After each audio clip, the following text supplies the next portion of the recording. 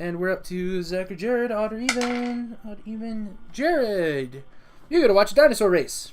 I sure do. Can I place bets? Heck yeah, you can place bets. Capitalist Okay, let me swine. place some bets. Okay. So, what type of bet are you wanting to place? Are you wanting to place a risky bet? Do you want to place a safe bet? What do you got going on? I want to place a safe bet for a thief, but risky for the normal person. Oh, So okay. I want to sleight of hand some stuff.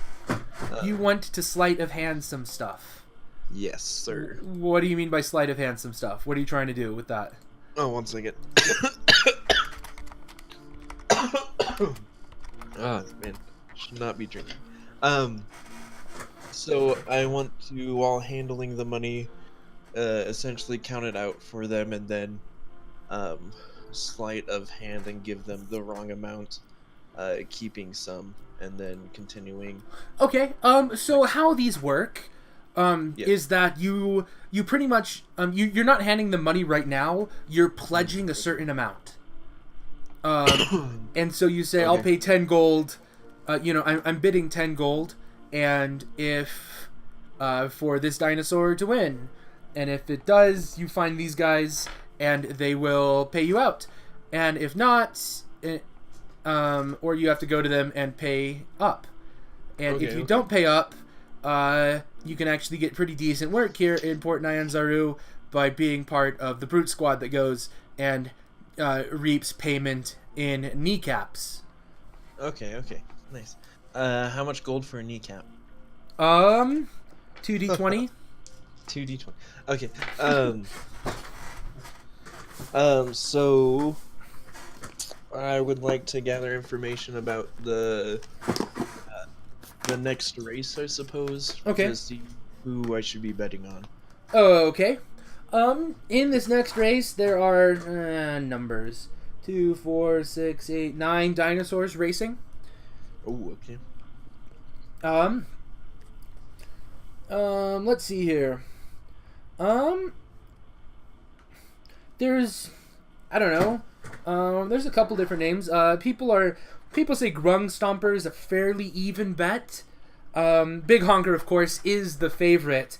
Although, Banana Candy has been climbing up, and Ubtau's favorite is the name of a young Triceratops who's been on a bit of a winning streak. It might actually take Big Honker in this next race. Who knows?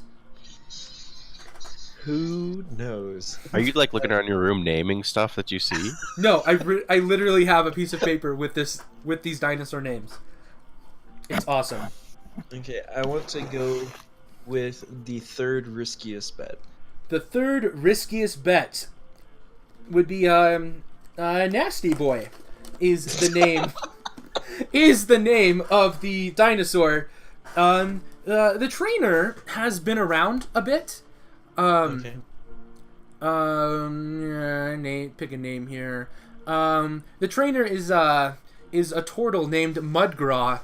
And it's, the trainer is fairly good, the jockey's fairly competent, but this young Allosaurus, it's his first time actually in the races. So they're not sure how well he's going to do, which is why they're not putting great odds on him. Although it looks like eventually he'll be a forerunner, but right now he's too green to be able to say. Yeah, let's put some money on him. Okay. Yeah, I'll put a solid 10 gold on Nasty Boy. 10 gold on Nasty Boy. 10 gold. I need a D4. Where are my dice? Where are my dice? Dice? It's a lot of dice to go missing. Hey, I've got a dice roller right here. Okay. Hey, is that out? You need the finger? Hey, Alright, welcome I'm back. Right on. So you just missed a bunch of really awesome dinosaur names, Oh, okay. and Yes. it ends that part. Jared's up watching the dinosaur races, and he has put 10 gold on Nasty Boy to place. How do you roll dice? You go R1D4, boop. Nope. It's slash roll. Slash 'cause roll 1d4. It might be slash R might work, but that might also be reply. Oh no, slash R does work. Okay, cool. Here you go, Jared. If this comes up a 1, your dinosaur places. If it comes up anything else, it does not place. And then you can maybe do your sleight of hand stuff. Okay. 3, 2, 1, and 3. Oh, nasty boy, no. It placed 3rd. Third's pretty good, not the best, but Ooptow's favorite managed to sneak ahead of Big Honker this race. So, of course. Of course. Okay. So your bookie comes to find you after the race, for you to pay your 10 gold. Yeah. Let's see. Before, is it pretty obvious like who he is? Is it pretty obvious he's coming to find you? No, is it like, is he wearing a "I'm the bookie" hat? Or, like, can I see him coming, or get somewhere? You're not able to recognize anything that says "I'm the bookie," but you've only been in town for like an hour or two. That's fair. Give me a perception check to see. Give me a wisdom check, perception, to see if he is coming. You want a perception check? I want to. Yes. Okay. Yeah. Wisdom check, perception, if you have it. I'm trying to use proper terminology, but I'm bad at it because it's super easy to fall into. Wait, I did that wrong. 6 plus 5 is 0. Well done. One it would be 11. 11. That roll, but... You should probably fix your macro there, sir. That wasn't my macro. I was just typing it. Oh, were you? That's kind of weird that it defaults to 0. 11. Plus. You're able to see the bookie coming, but not until you know that he has seen you. Okay, cool. Well, I like wave my hand to him and like Okay. like make sure he knows where I am. Yep. Which I know he's already seen me, but yeah, he heads over to you. okay, cool. And I hand him my 10 gold. Okay.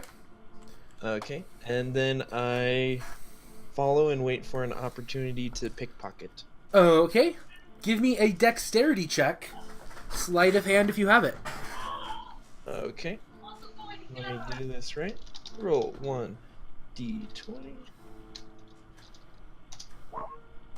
15's good enough. Yeah, you're able to recover. Now, here's the question: are you going for just your? Are you trying to recuperate your losses and get a little bit of stuff back, get your stuff back, or get more than I paid? You're trying to get more than you paid? Yes. I rolled a nat 1 on my wisdom check. Yeah, you are able to get 14 gold. Clean. What was that? I was able to Nothing, get sorry. 14. You are able to get 14 gold.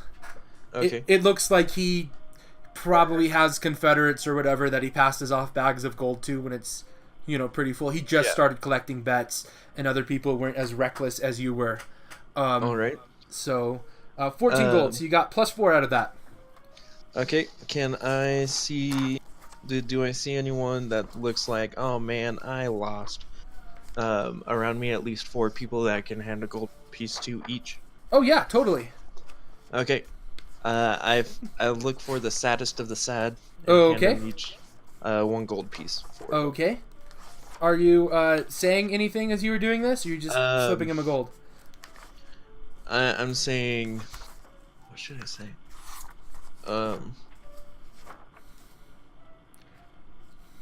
From one comrade to another. Let's go with that. Okay, sounds good. No. So, or actually, I should say, vote for John. Nice. Go with it.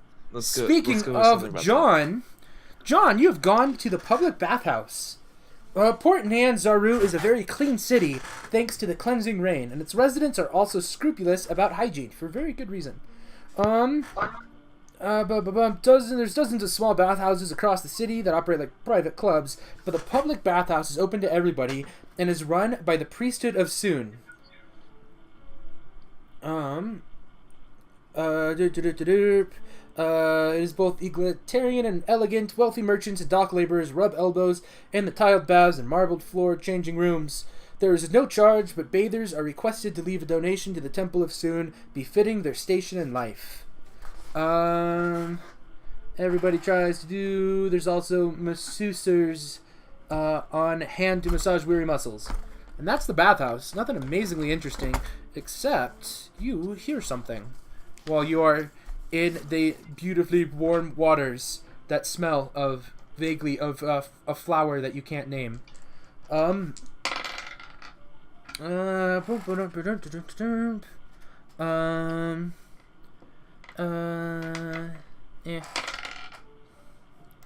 9. This would be extremely convenient. One person in the bath is whispering about how he has been having nightmares of a city deep in the jungle, that has been lost, that is in ruins, and the jungle has overtaken it. In that city, what does he say here? He sees people, but they're not people, they're snakes. And he has also seen strange devils in a tower of black stone. And he's like kind of really freaked out, and there's people around him, trying to recommend that he change his diet and try and get more sleep, because it sounds like he's overworking. And this is a thing you overhear in the bathhouse. Okay.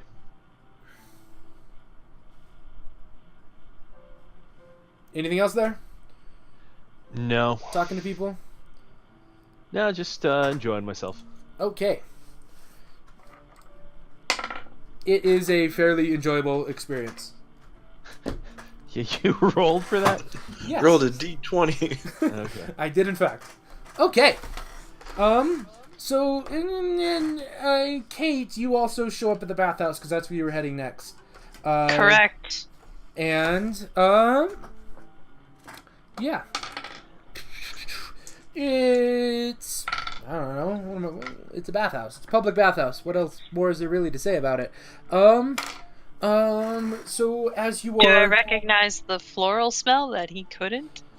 You can give me an intelligence check nature, and I'll see what I can tell you. Which, there's the correct one. Nature! 9. 9, huh? Like I said, I'm the dice curse. No, it's fine. That's with proficiency and everything. Nice. It's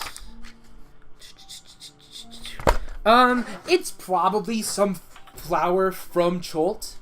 And so it's unlikely that you would have recognized it, being from a desert. Alright, cool. But, yeah, it's not one that you place. But if you smell it again, you could recognize it. I'd be like, oh man, it smells like the bathhouse. Yeah. Yeah. So, also... Time to wash off some of that sea salt. Oh, yeah, no, definitely. Plenty of ablutions, I believe the word is, going on in the bathhouse. When did I roll that one again? Come on, rumor table. I don't know why the rumor table is D100. Seems stupid to me, but oh well. You hear the vision guy because he's still talking. You're also going to overhear about the Order of the Gauntlet. Porter! What? Oh, okay. Never mind. Sorry. Puppy. Okay. I thought you were yelling for somebody in the bathhouse, and I'm like, I haven't named anybody Porter. Porter. That's the puppy. Okay. So you overhear a little bit about the Order of the Gauntlet, which is a mainland faction is the meta term for it, but they are an organization, an order, as you may be unsurprised to hear, that is fairly gung-ho about doing the right thing for people, protecting the weak, that type of thing. Yeah. And they have been having a Hell really yeah. rubbish time of it in Cholt. Oh? Yeah. They came here to cleanse the jungle of undead. Oh, there's undead in the jungle. which is something that you get to learn from that. And they had set up a camp called Camp Righteous. Up the I'm gonna have to make Shoshin Star, the Shoshin Star River, which is fairly close. What's it called? It runs to the bay here. And a couple of days upriver, they had set up Camp Righteous, which had become overrun with undead. And they have recently set up a new camp called Camp Vengeance. And the people in town that you're overhearing this from, it sounds like the Order of the Gauntlet may have learned a couple of things about how to run a camp in Cholt, but the people in the city are kind of suspecting that they're going to run into trouble. Wait, so do these sound like people that cause trouble? No. Are those mangoes? The Order of the Gauntlet tries to stop trouble, but they are not great in Cholt. They don't really understand the jungle. Sorry, puppy's being a puppy. That's fine. Okay. Sorry. Continue. The Order of the Gauntlet has run into a lot of problems trying to set up a good firm base here in Cholt. A base in Cholt? Yes. Like a physical base or like a people base? A physical base. Why do they need a base in the city? They don't need it in the city. They're trying... The Order of the Gauntlet has come in and they are trying to purge the jungle of undead, which sounds like a great goal. But yeah, it does. The undead aren't the only dangerous thing in the jungles of Cholt. The jungle itself seems like it's trying to kill you half the time. Yeah, probably. And jungles do. The commander... I could share a commander's name. That sounds like a thing that'd be very helpful. What's his name? Niles Breakbone is his name. The guy just doesn't seem to get it in his head how the jungle works. And the people you're overhearing, it sounds like a third of the camp is out with jungle fever right now. And they're not able to defend. Like something that, if I could get my team behind it, might be worth helping. It very well could be. So, that's what you hear.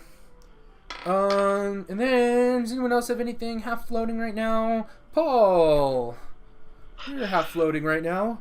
After grabbing some random stuff at the bazaar, some food and whatnot, talking to Gondolo, where do you head?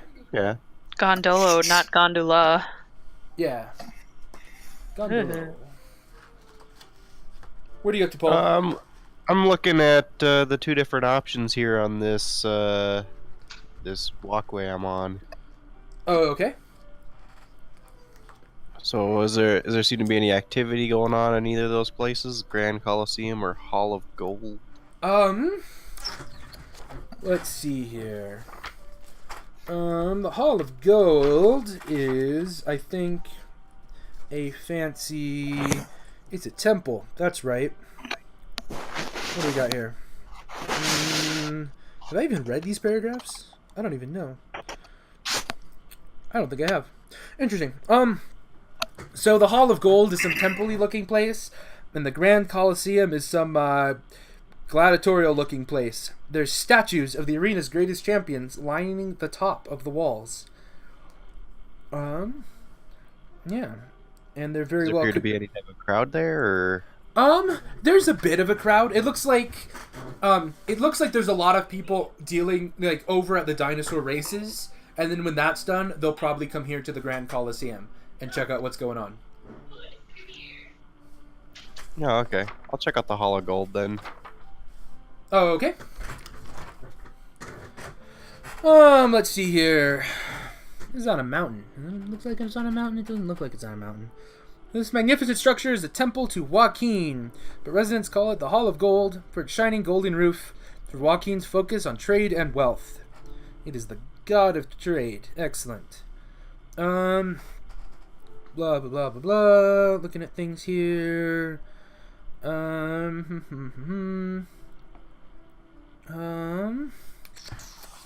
Okay. You're a bodyguard, aren't you? That's interesting. Way to be taking care of your mark. Hey, I never said I was a good bodyguard. Or that I really cared. Okay. Speaking of really caring, there is a... there are a lot of people excited over here at the Hall of Gold. And a sedan chair travels... Oh, you know, the doors open, and drummers start pounding, and there's singers and dancers leading out. And an elegant sedan chair comes out, leading the carrying the High Priestess of Joaquin. You hear people in the crowd referring to her as Mother Sibon Senai. Sibon Senai, yeah. And people are, people in the street are really excited, and they're waving and stuff.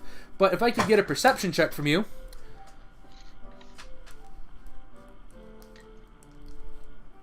Okay. Sweet. You get to stack your wisdom on that, yeah? Or do you not have a wisdom modifier with stacking? I don't know, it was a modifier. Okay. Are you trained in insight or perception? No. Oh, okay. So let's see here. As this procession is leading away through the streets. No, that's a rectangle. I don't want a rectangle. No, why'd you change Full 20. Why are you so annoying? The procession is leading toward the streets as a pair of a couple of yellow lines, you see. And as it's going through the streets, you are standing nearby as a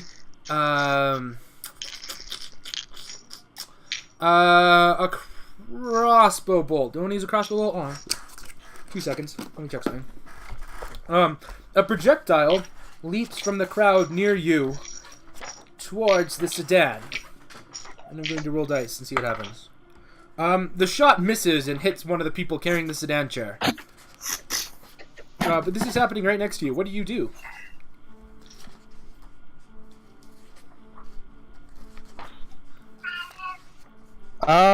I look over. Do I see any individual holding like a crossbow or acting shifty? Give me a wisdom check and I'll see exactly how much you notice.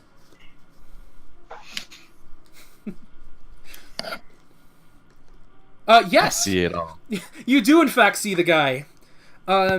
You see him cursing under his breath as he turns away, moving ruffling his cloak as if he's concealing a weapon. You also notice that on his face, instead of just being regular skin, it looks like at least part of his face has scales instead of skin. Okay. And you I are bash able him to. with my shield. Okay. That's an athletics check to knock him prone, right? Is that what that is? Or are you just... What are you doing here? Yes. And I make an opposing check? Numbers. Yes. Hang on 1 sec. Let me... Yeah, I did not see that one. What? Okay. That's only a 10. A 10? Well, you haven't rolled with dice with Matt in a while. You should know a 10 will probably make it.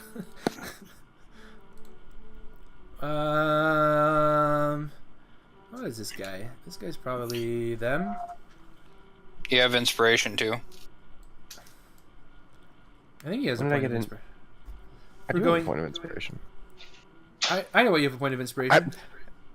I want to use that point of inspiration. I rolled a nat I'm one. not gonna stay back. Excellent. Well done, No. Matt. Way to be on form. He goes sprawling to the ground and into a mango cart and hits his head, and he is prone on the ground. What? And I people... don't want to hit a mango cart. You didn't hit a mango cart. He hit a mango cart. It dealt no damage to the mango cart. Oh, okay. That Yeah. poor innocent mango cart. Right. Not into this. The mango Collateral cart. victims. The mango cart deals 11 damage to this guy. Excellent. I wish to keep it as a familiar. I summoned the mango cart. And yeah, he's prone on the ground. And people from the procession are, the official guards are coming up. Okay, I'm kind of ignoring them because I'm like, Sure. I've got the dude on the ground now. I'm taking his crossbow. Oh, okay. Or whatever he Are was you making using. it super obvious that you are taking his crossbow? And that it was obviously his first and not yours? Well, I'm reaching underneath his cloak and pulling out a crossbow. Okay, good. That'll I'm work. not carrying a crossbow or anything that would have any ammo. I'm just carrying. making sure you're not, filling your bag of holding with evidence, as parties have done in the past. No, that's not me normally, unless you explicitly give me incriminating evidence as Tanit or something. You're the character who doesn't roll insight checks. I never can tell with people like you. Anyway. Yes, you remove him of his weapons, and then a bunch of burly guard-type people jump on him and kind of pound him a little bit. You go through the process of making sure he doesn't have a knife on him he can use by, making it so it hurts for him to move, which works fairly well in some societies. And a priest, a Chultan priest will come up to you, and thank you for catching the brigand, and is going to, as a token of their thanks, this priest hands you a gem. It looks like a sapphire, and it would be worth 20 gold if you were to sell it on the open market right now, as a token of the service that you have provided. Because, as from the teachings of Joaquin, any service that is rendered must be promptly recompensed. Even if service is to be done in the future, keep all accounts current. So says Joaquin. And he bows to you and goes back to the procession. Okay, I nod at him. So what you said this person was slightly reptilian too, right? Yes. When I was tackling them and stealing their weapon away from them, did I get a good look at their face? Yes. They looked human, but they had a little splash of the snake is on their face. Give me a second here. Let me make a let me drag and drop another picture onto the field, because oh my gosh, these people, why don't you show me what I want? The art is only no.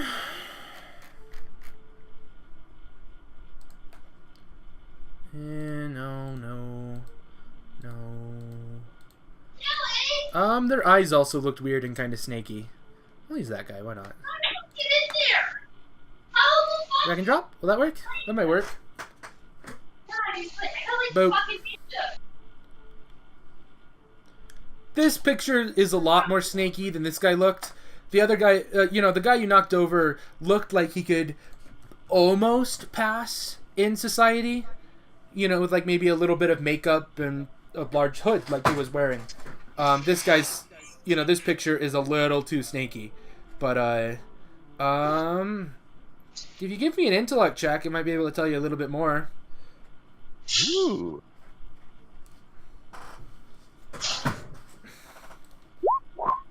That's the 5. Yeah, no, it's a snake-looking person. I don't know, they're probably poisonous. Judging by the weapon, probably.